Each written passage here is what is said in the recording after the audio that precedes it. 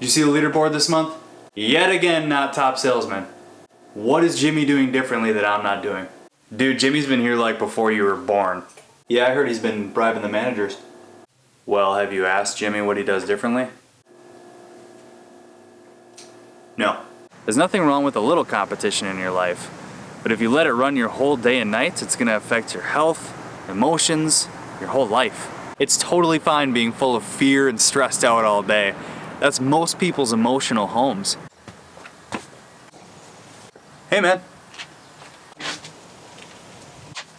You okay? You look a little tired. You look a little stressed. I'm not stressed. You're stressed. Okay. Competing and focusing all day long on other people, it's only going to produce thoughts of being unworthy and not being good enough. And it's such a blasty blast being around people that like to compete for everything, isn't it? Do better.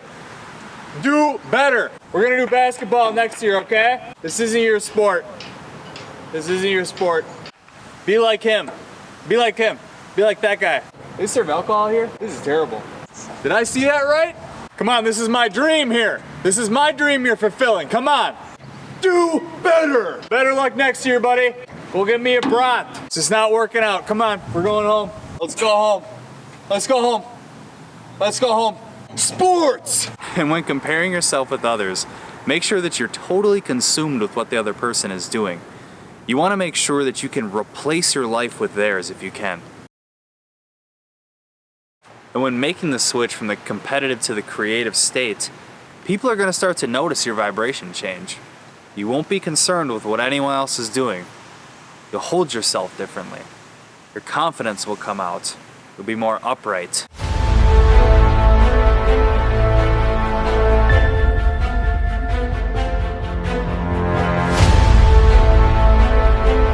As soon as you start to feel yourself slip into the competitive state again, you can enter the creative state by getting into the present moment. Feel the present moment. Feel the blood going through your veins, your heart. How long does that thing beat? Start to notice how beautiful things are, where you are right now in life, how far you've come. Start to get grateful for the things that you've done already. Picture 3 things that you're grateful for. It will bring you right back into the creative state so you can take your time. And once you've entered into the creative state, you've entered into a new kingdom. One where there's no competition, there's only creation. Stress work, it's never our best work. You can act fast and efficient, but once you slip into rushing and racing around, you start to get sloppy. Oh, hey. Oh, hey, man. What brings you back? How you doing? Not so good, man. You know, I came in for an iPhone and you sold me this piece of cheese. Whoops. So it gets bad reception? Well, there's no refunds. Yeah, not on the cheddar. Find something that you can create that isn't going to drive you nuts and that isn't going to drive you into bad habits. I hope you guys enjoyed this series as much as I have making it. You guys, this series is all about this book, The Science of Getting Rich. It was written about 100 years ago by Wallace Wattles.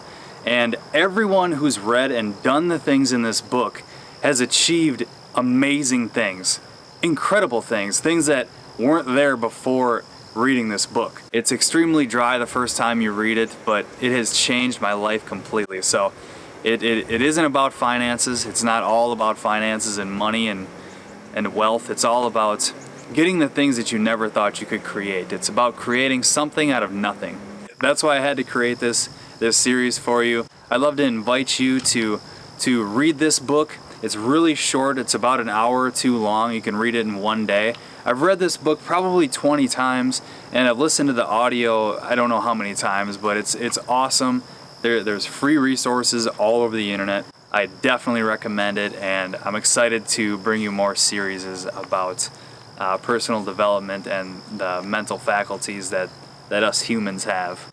Now, I wanted to recite to you the syllabus of this book, and if you commit it to memory and you believe it and let it sink into your subconscious and live by it, you can achieve anything you want.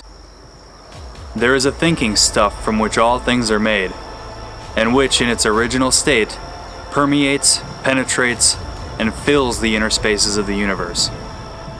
A thought, in this state, produces the thing that is imaged by the thought. Man can form things in his thought, and by impressing his thought upon formless substance can cause the thing that he thinks about to be created.